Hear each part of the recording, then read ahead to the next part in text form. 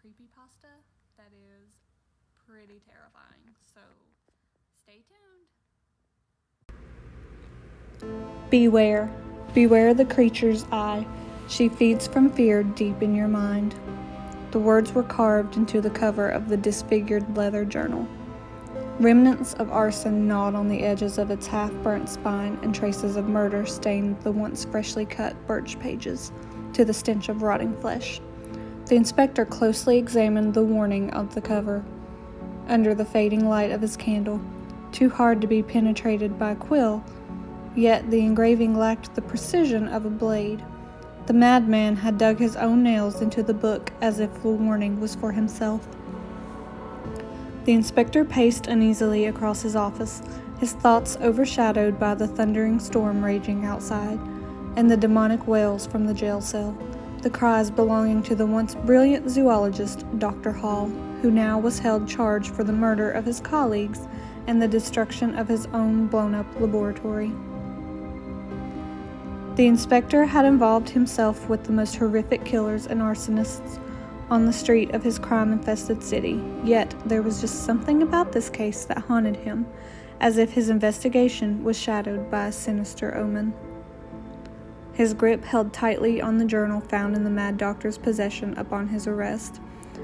If the doctor kept his sanity long enough to maintain his conducts as a scientist, he would have recorded all his findings and observations, and his journal would be the key to unraveling the mystery. The inspector considered himself a logical man. His logical mindset was a powerful and reliable tool he utilized to uncover his previous cases, yet he could not explain why he shuddered at the thought of the dark secrets he would uncover on the doctor's findings. "Tea?" his assistant offered with an anxious gaze. "Please," he replied, as his fingers slowly slid under the front cover to reveal the first page. "I sense this night has much to offer." 10th August 1889. Upon my expedition to the sub-Saharan deserts, I happened to come across an archaeological discovery. I found myself in what seemed like a burial chamber, surrounded by strange symbols and drawings, possibly hieroglyphics from the language of an ancient kingdom. At the center of it all was what appeared to be the most curious statue I'd ever seen. I initially thought it to be a deity of an old civilization, a mythological goddess. A human-like body, 6 arms positioned as if ready to pounce onto a prey with its spear-tipped claws, the body swarming with what appears to be eyelids mapped out like blood vessels, all eyes shut.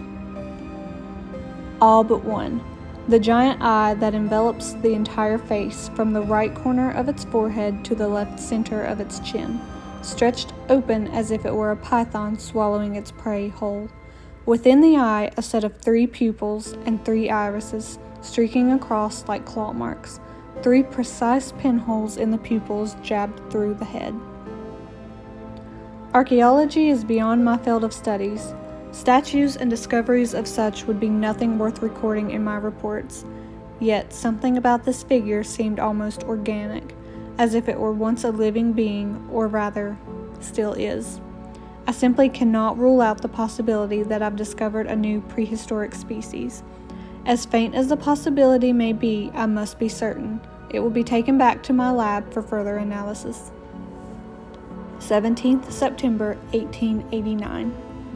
The subject is truly fascinating. We've been working tirelessly running numerous tests. The stones show properties of both fossilized carbon and decomposed tissue, yet it still seems too intricately preserved to not be a man-made structure. These may be the thoughts of a man showing first signs of becoming senile, but I could have sworn the statue was broken into more and smaller fragments when we first discovered it. A self-joining material, perhaps? If that were the case, my discovery could truly revolutionize the future of the modern world.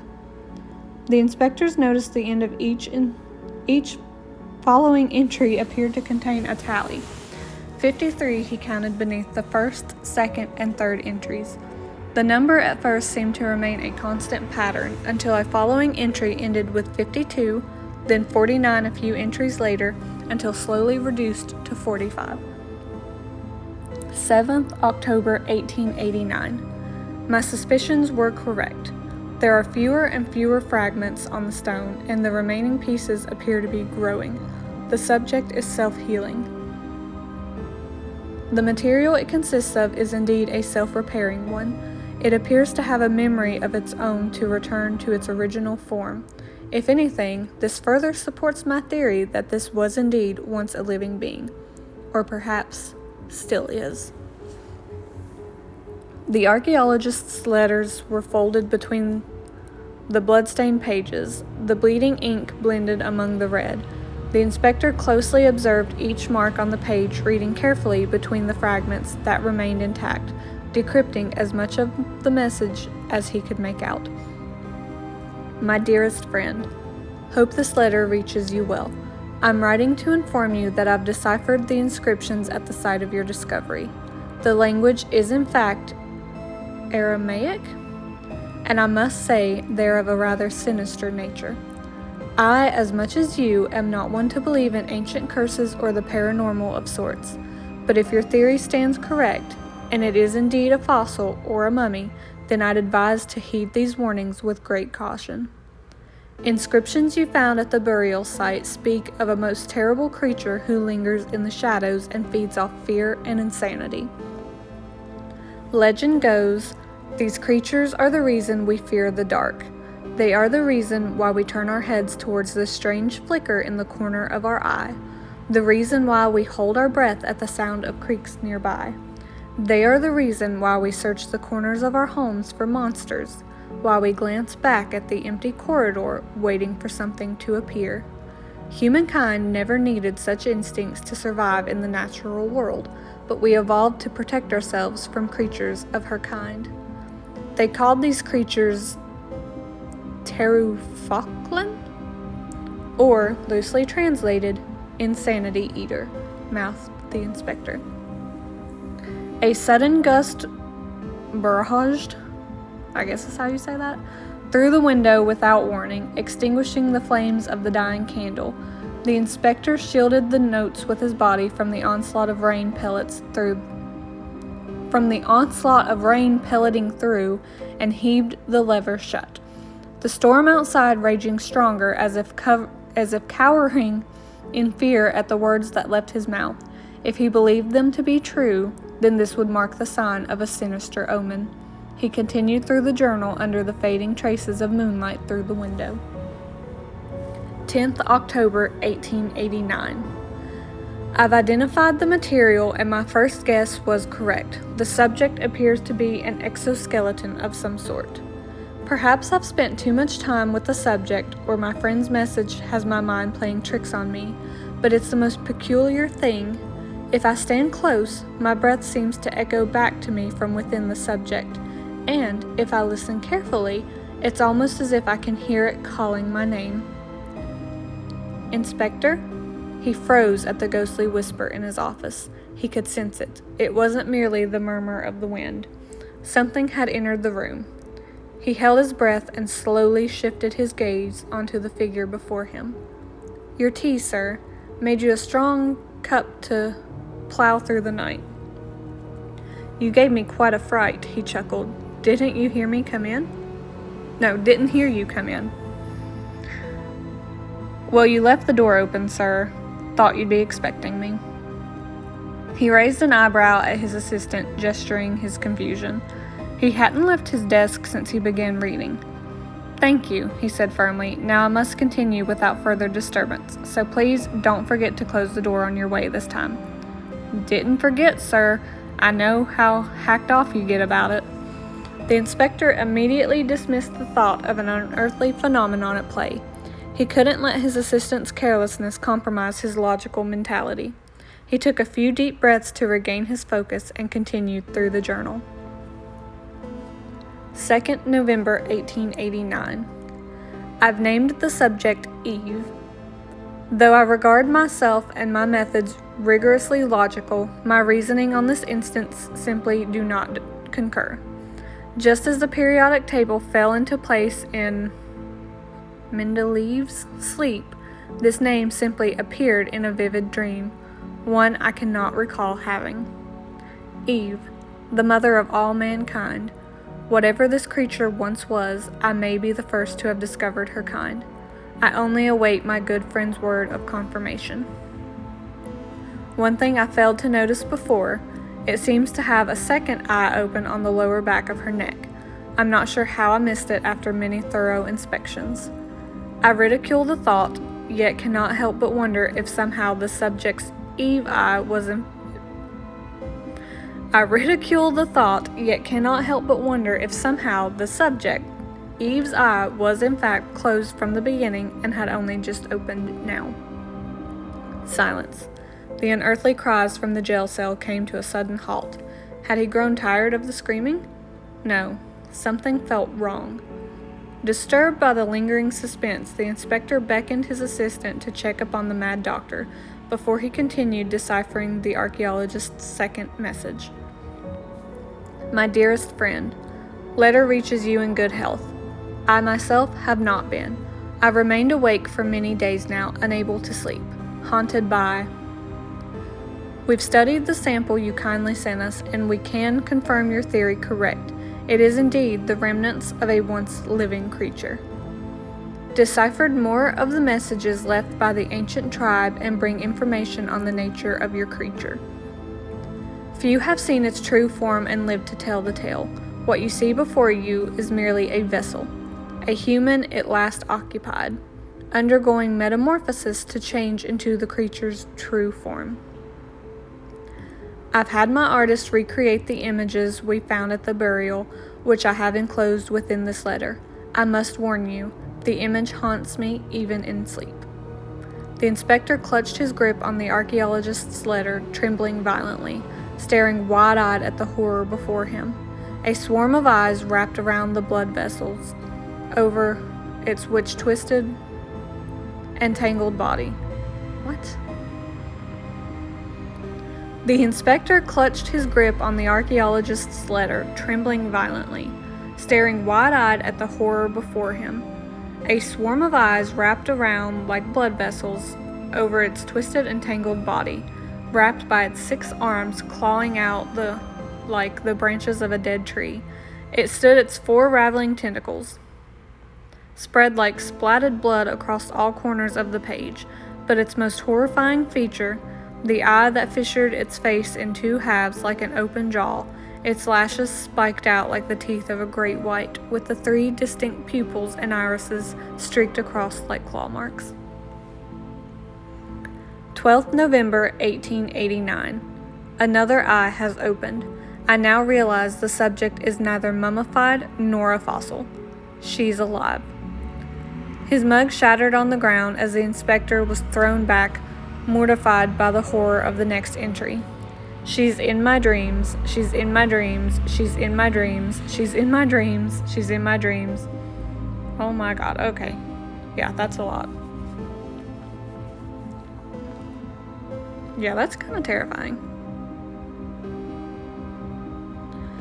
The same words repeated page after page, forming lines, then spiraled in the form of an eye. His frenzy then drew other strange symbols and shapes as the letters all clumped over one another, each page reflecting his increasing insanity. As the ink ran dry, the doctor began to carve the letters into the book, until finally his frenzy ended on a double page with words that rendered the inspector's blood cold. And she is beautiful. 21st November 1889. I write this war. The entry was missing, torn off by the doctor in his frenzy. The inspector shuddered at twisted thoughts the madman must have recorded as he read the final entry on the doctor's journal. 1st December 1889. More of her eyes have opened. She is breaking from her slumber and will roam the shadows once more. I cannot allow anyone to disturb her as she recovers her true form. She tells me I am blessed to become her new vessel. She will awaken, and she will feast on mankind's insanity forevermore. "He's dead!" cried his assistant as she slammed open his office door, her face carrying petrified dread, her arms rigid, shaking in uncontrollable spasm. "He ain't breathing. His heart ain't beating. I don't know what to do. Help him." The inspector reached for his lantern and keys and darted after his assistant. He stopped at the door of his office. He looked back at his desk, his vision focused on the hardback journal that lay ominously still, as if it were beckoning him. He grabbed the book and sprinted after the assistant. Holding the lantern in his cowering grip, he fixed his eyes on the inert body of the doctor, waiting for him to make his move, but he continued to lie catatonic. "Call the paramedics," he commanded as his assistant raced down the hallway. He watched as she was consumed by the darkness, her scurrying footsteps fading to silence. He was alone now. Eyes transfixed on the doctor, he cautiously turned the lock on the cell door, his hands as cold as the steel that held the madman within. Lest the doctor suddenly attacked, he left the door inched open, only wide enough to make his escape. For the inspector, however, it would be his gravest and final mistake. He gently turned the man on his back, slowly crouching down to shine the flickering, fading light on the doctor's face. Holding his gaze on the tine blue, dead expression on the face before him, he reached for the doctor's clenched fist to feel for his pulse. No pulse, only a note. The inspector reached into the doctor's fist for the crumpled ball of paper. He noticed the torn corner as he unfurled the note. The shape of the tear, Lord God. The shape of the tear matched the missing entry in the notebook. The inspector held the missing pieces against each other, dreading the dark secrets he would unravel.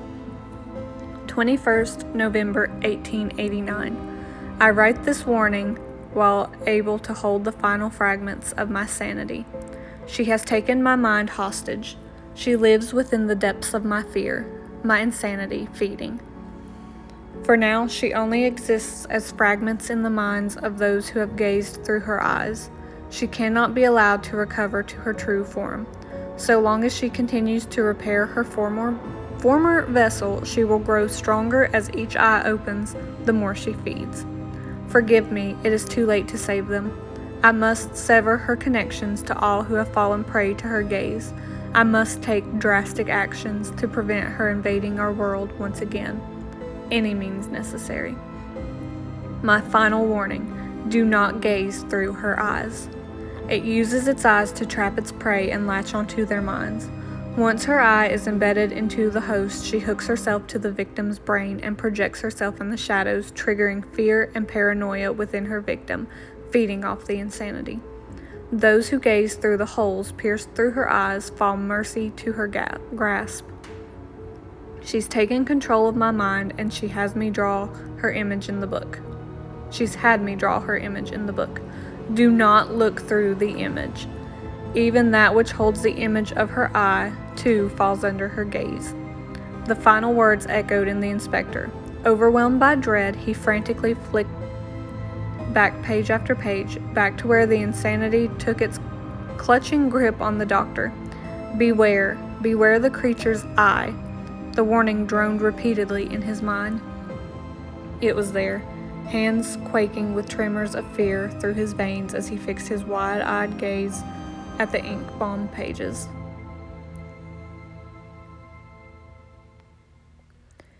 Even that which holds the image of her eye, too, falls under her gaze. 3 holes pierced through the dead center. The letters shaped to 3 distinct irises and 3 pupils, all slashed across from the right corner of the double page down to the left, taking the form of an eye. Her eye. The inspector tore the pages of the journal, clawing away in frantic spasm. He dug his nails deep into the blood-stained pages and slashed his way through the book. He slammed down his foot repeatedly, fracturing its spine, crushing the clawed hardback leather. With a final blood-curdling bellow, he smashed his lantern over the shredded remnants and set ablaze the cursed notebook. Gasping desperately for air, having escaped from drowning under waves of terror, his eyes flickered with the flames that engulfed the cursed ink and blood-painted pages of the journal. "Too late, Inspector," whispered the voice from within him. The doctor's body flung upwards, stretching and twisting into knots. Cracks appeared throughout, tearing his fibers open to reveal a swarm of eyes blinking furiously, rolling corner to corner in unison. His pale blue stained skin blackened in an abyss of shadow, and his face fissured, its jaws open to reveal its eye. Its lashes spiked out like the teeth of a great white, with the 3 distinct pupils and irises streaked inside like claw marks. You've fallen prey to my piercing gaze, and now I forever remain within the depths of your mind. I am free again. I will be every shadow, every whisper of the wind, every sudden movement in the corner of your eye, every monster in every corner you look, in every empty corridor waiting to appear, and your every nightmare. A flash of light illuminated the room, and the wind howled through the barred window of the jail cell, extinguishing the flames as the hungry darkness consumed the final flickering traces of light. This story is credited to A.Y.R. as the author on Creepypasta. The links will be posted in the description.